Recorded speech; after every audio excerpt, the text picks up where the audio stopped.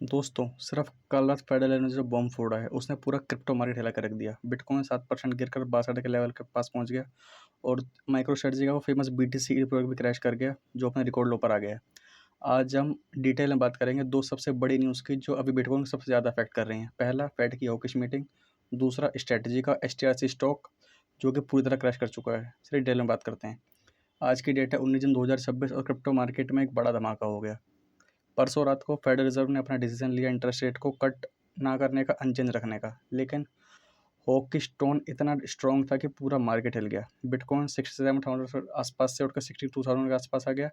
पूरा crypto market लाल हो गया। स्टॉक में भी करेक्शन आया और साथ ही ग्लोबल इन्वेस्टर भी सोचने पड़ गया आखिर हो क्या रहा है और इस सब का क्रिप्टो मार्केट पर क्या असर पड़ रहा है, उसकी बात करेंगे। साथ ही ग्लोबल स्टॉक्स, गोल्ड, डिक्सी और इकोनॉमी पर बड़े इम्पैक्ट क्या होगा, उसकी बात करेंगे। आगे क्या होने वाला है और बीटीसी का बॉटम कितना क्लोज है, साथ ही चार्ट पर भी देखेंगे आखिर चल क्या रहा है। तो गाइस, सिंपल लैंग्वेज में समझते हैं कि फेडरल रिजर्व जो है वो अमेरिका का सेंट्रल बैंक है, इंडिया के आरबीआई की तरह। वो इंटरेस्ट रेट कंट्रोल करता है। जब रेट लो होते हैं, पैसा सस्ता मिलता है।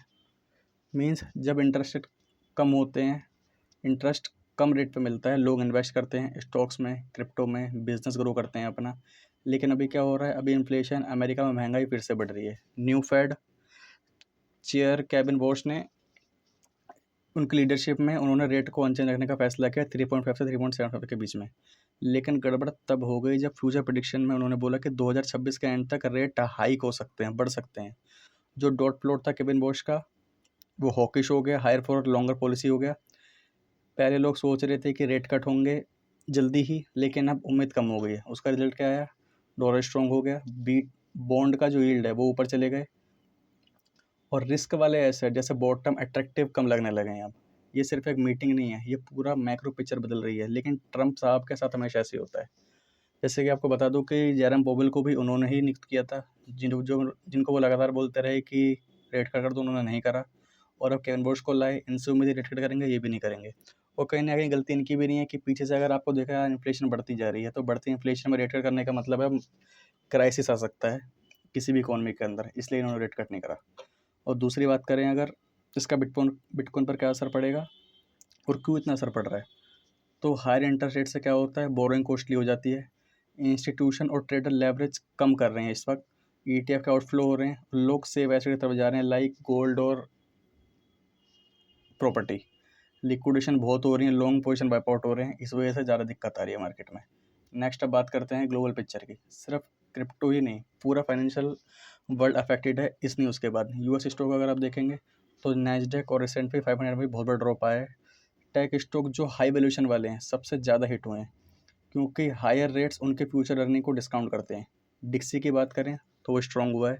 ये इमर्जिंग मार्केट के लिए बहुत बुरी खबर है, लाइक इंडिया, ब्राज़ील जैसी कंट्रीज़ में करेंसी वीक हो सकती है, कैपिटल आउटफ्लो भी हो सकता है। अगर गोल्ड सिल्वर की बात करें तो यूजुअली सेफ हेवन माने जाते हैं, लेकिन यहाँ भी थोड़ा प्रेशर है, क्योंकि स्ट्रॉन्ग डॉलर गोल्ड को महंगा बना देता है। पर लॉन्ग टर्म में गोल्ड स्ट्रॉन्ग रह सकता है, क्योंकि इन्फ्लेशन है अभी। और जब भी किसी इकोनॉमी में क्राइसिस आता है, लड़ाई चल रही होती है, तो लोग गोल्ड की तरफ ही जाते हैं। इवन गवर्नमेंट भी गोल्ड की तरफ ही जाती है। ऑयल और कमोडिटीज़ की बात करें तो ईरान पीस डील पॉजिटिव था कुछ टाइम पहले, आपको पता है लड़ाई चल रही थी उनकी, उनका साइन हुआ शुक्रवार को, डील साइन हो गया G7 की मीटिंग में। लेकिन और ऑयल प्राइस भी डाउन हुआ उसके साथ, लेकिन फेड का हॉकिश न्यूज़ ने उसको ओवर कर दिया। वो अब खबर आसपास भी नहीं है, क्या हो रहा है क्या नहीं, कोई मतलब नहीं है। नेक्स्ट बात करें अगर STRC की, तो STRC समझते हैं सबसे पहले है क्या। तो STRC स्ट्रेटजी कंपनी का variable rate perpetual preferred stock है। ये bitcoin backed high yield product हैं, जो इन्वेस्टर को 11.5% एनुअल डिविडेंड देता है, कैश में या सेमी मंथली वगैरह। ये किस तरह काम कर सके, डिज़ाइन क्या होता है, तो इसका प्राइस $100 पर वैल्यू करके आसपास रहता है। मीन्स इसका प्राइस $100 के आसपास स्टेबल रहना चाहिए। अगर प्राइस गिरता है तो डिविडेंड रेट बढ़ता है, और अगर इसका प्राइस डिविडेंड रेट बढ़ाया जाता है ताकि अट्रैक्टिवनेस बढ़े, इसलिए उसको बढ़ाया जा सकता है। इसका पर्पस क्या है, कंपनी इसके थ्रू पैसे रेस करके बिटकॉइन खरीदती है, और ये उनका मेन फंडिंग चैनल बना था 2025 से 2026 के बीच में। इसने ETF से भी ज़्यादा BTC बाइंग करके फंडिंग ली थी माइक्रो स्ट्रेटजी के लिए। और अभी क्या हो रहा है, जो STRC का प्राइस है वो फॉल करके $100 से 91 के आसपास आ गया, और करंटली 82 के आसपास ट्रेड कर रहा है। और जो जुलाई 2025 के बाद का थर्ड लोएस्ट लेवल है, $100 से काफ़ी नीचे है जो। और इसका रीज़न क्या है? इसका रीज़न है बीटीसी प्राइस में गिरावट। जितना ज़्यादा बीटीसी गिरेगा उतना ज़्यादा लोअर कॉन्फिडेंस होता है इसको बैक करने में, क्योंकि 8 लाख से ज़्यादा बीटीसी होल्ड करते हैं माइक्रोस्ट्रेटजी। तो बीटीसी गिरता है तो उनकी जो वेल्थ है वो भी कम होती है, तो इसको बैक करना मुश्किल पड़ जाता है। अब इसे कॉम्पिटिशन फ़ायदा कौन उठा रहा है? स्ट्राइप्स का एसएटीए प्रोडक्ट जो हाई यील्ड दे रहा है 13% से ज़्यादा और बेटर परफॉर्मेंस दिखा रहा है। डिविडेंड कवरेज पे कंसर्न बढ़ गए हैं, स्पेशली जब बीटीसी डाउन है उसके बाद। और इसका बीटीसी पे क्या इम्पैक्ट पड़ सकता है? तो शॉर्ट टर्म में नेगेटिव प्रेशर रह सकता है बीटीसी के ऊपर। एसटीआरसी का प्राइस गिरने से स्ट्रेटजी को नया शेयर ईजिली इशू करने में दिक्कत आ सकती है, नया पैसा रेस करने में, क्योंकि लोग $100 के आसपास बाय करना चाहते हैं। इससे उनकी बीटीसी बाइंग स्लो हो सकती है माइक्रो स्ट्रेटजी की, और इसका सीधा प्रेशर बीटीसी पर पड़ सकता है। ओवरऑल कॉर्पोरेट या इंस्टीट्यूशनल डिमांड भी कमी दिख सकती है अभी, क्योंकि अगर मार्केट में अनसर्टेनिटी रहेगी, ब्लैक रॉक लाइक, तो वो भी इतनी जल्दी नहीं खरीदते हैं। गिरती मार्केट में और बेचते हैं, बढ़ती मार्केट में खरीदते हैं, उल्टा हिसाब चलता है उनका भी। तो बीटीसी प्राइस पर सेलिंग का प्रेशर पड़ सकता है। नेक्स्ट अगर हम चार्ट की बात करें, एक सेकेंड,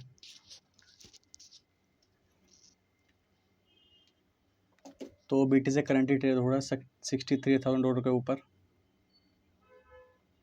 और बीटीसी जहाँ लो बनाया था बीटीसी ने 59,000 का, वहाँ से थोड़ी सी हाई गया है। बीटी 13% का अपवर्ड मूविंग दिखाया उसने ईरान यूएस पीस डील के बाद, लेकिन जब से इनकी लड़ाई हुई है दोबारा, तो उसके बाद बीटीसी फिर 6 से 7% करेक्शन लेकर नीचे आ चुका है। तो जब तक ये क्लियर नहीं हो जाता तब तक थोड़ी अनसर्ट, और जबकि और ऐसा क्यों अनसर्टेनिटी रह सकती है? क्योंकि फेड ने ये बोला है कि जैसे जब पॉवेल थे तो वो आगे का हिंट देते थे कि आगे ये हो सकता है, और केविन बॉश ने ये बोला है कि हम सरप्राइज करेंगे मार्केट को जब भी डेटा के ऊपर कैसे डेटा आए कि इंटरेस्ट रेट कट करेंगे कि नहीं, ऑन द मीटिंग ही फैसला होगा, पहले की तरह नहीं होगा। अगर बीटीसी के ट्रेड वाइज की बात करें तो 63,000 रुपये बीटीसी आ चुका है। और अभी के लेवल की बात करें तो ये ग्रीन बॉक्स दिख रहा है, ये बीटीसी का सपोर्ट है। अगर बीटीसी इसके ऊपर होल्ड करता है तो ज़्यादा अच्छा है, अगर इसका ब्रेक कर गया तो और लो लेवल जा सकता है बीटीसी। ये जो ब्लू लाइन दिख रही है आपको, ये 20 डेली मूविंग है, यहीं से बीटीसी को करेक्शन मिला है लास्ट टाइम भी। अगर प्राइस वाइज बात करें तो बीटीसी अराउंड हो सकता है 1-2 दिन यहीं पे स्ट्रगल करे, और थोड़ा बहुत करेक्शन लेके 20 डेली मूविंग एवरेज या थोड़ा 60 और 60 के आसपास जा सकता है, फिर वहाँ से करेक्शन ले गिर सकता है। फंडिंग रेट देखें, बेटा सेकंड साइड लोड नहीं थी।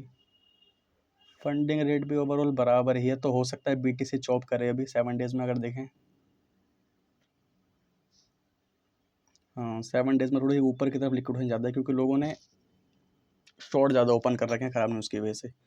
तो 63-64 पर भी अच्छी खासी लिक्विडिटी बैठी है, अराउंड $500 मिलियन की। और एग्रीगेटेड अगर देखें एक्सचेंजेस पर, तो ओवरऑल अभी 1 घंटे में तो नेगेटिव चल रहा है। बाकी अगर डेली का अगर देखें, हाँ तो थोड़े पॉजिटिव हो रहे हैं। आज का नेगेटिव है, तो हो सकता है बीटीसी शॉर्ट टर्म के लिए थोड़ा सा बाउंस ले ले, बाकी अभी नीचे आने की पॉसिबिलिटी ज़्यादा है बीटीसी की। बाकी एस&पी की बात करें तो एस&पी भी जो बहुत भाग रहा था थोड़ा सा रुका है, और एस&पी भी हो सकता है ये पे चॉप करे थोड़े टाइम तक, जब तक कोई अनसर्टेनिटी रहेगी मार्केट में। तो यहाँ से ऊपर जाना किसी भी चीज़ के लिए मुश्किल है, क्योंकि जब तक मार्केट में क्लैरिटी नहीं आएगी। यूएस ईरान पीछे भले ही हो चुकी है, लेकिन अभी भी ईरान ने बोला है कि कम से कम 30 दिन लग सकते हैं कि स्ट्रेट ऑफ हॉर्मुज़ खोलने में। तो जब तक बीटीसी भी हो सकता है यहीं पे रेंज करे, या फिर अगर कोई बहुत ही ख़राब खबर जब तक नहीं आती है, तो मुझे नहीं लगता बीटीसी इसको ब्रेक करेगा। और बाकी बॉटम की जब बात है, तो बॉटम मेरे हिसाब से अभी थोड़ा सा दूर है, क्योंकि मार्केट में भले ही यूएस ईरान की बात हो या कुछ हो, लेकिन उस डील में एक ये भी साइन था कि इज़राइल भी लेबनान पर अटैक नहीं करेगा। और लेकिन अगर आपने देखा हो तो अगले ही दिन सीधा इज़राइल के जो विदेश मंत्री उन्होंने सीधा बोल दिया कि हमें इस डील से कोई मतलब नहीं है, हमारी लड़ाई अलग है। तो अगर उन्होंने ब्रेक करा रूल, तो हो सकता है कि ये ना भी हो लड़ाई। और चार्ट वाइज अगर देखें तो हो सकता है बीटीसी यहीं लेवल करे। अगर बहुत ज़्यादा जाएगा तो 64 से 66 हज़ार के बीच में बीटीसी जा सकता है, लेकिन बाकी ओवरऑल नीचे ही आएगा बीटीसी अभी। बॉटम की बात करें तो मेरे हिसाब से अगर लॉन्ग टर्म की बाइंग करनी हो तो 60 टू 70,000 बहुत अच्छी रेंज है बाइंग करने की। अगर बिल्कुल ही बॉटम हंट करना है तो वो बहुत मुश्किल रहता है, क्योंकि कुछ नहीं पता बॉटम किस लेवल पे आएगा। पर्सनली अगर मैं अपनी बात करूँ तो मैं भी थोड़ा-थोड़ा एक्यूमुलेट कर रहा हूँ यहाँ पर, लेकिन जो मेरी मेजर बाइंग होगी वो 52,000 के अराउंड ही होगी। मेरा पहला ऑर्डर मोटा ही लगा पड़ा है, बाकी 1,000 डॉलर नीचे आने पर कुछ-कुछ मैं इन्वेस्ट करता रहूँगा। मोटा इन्वेस्टमेंट मेरा 52,000 के आसपास की होगा और लास्ट रेंज में देख रहा हूँ 45 के आसपास। बाकी एक बॉट भी चालू करने वाले हैं हम, जैसे कि आपको पता है पिछले 4 साल में यूट्यूब ने हमारे 2 चैनल लीड कर रहे हैं, काफ़ी लोग जुड़े हुए थे हमारे साथ।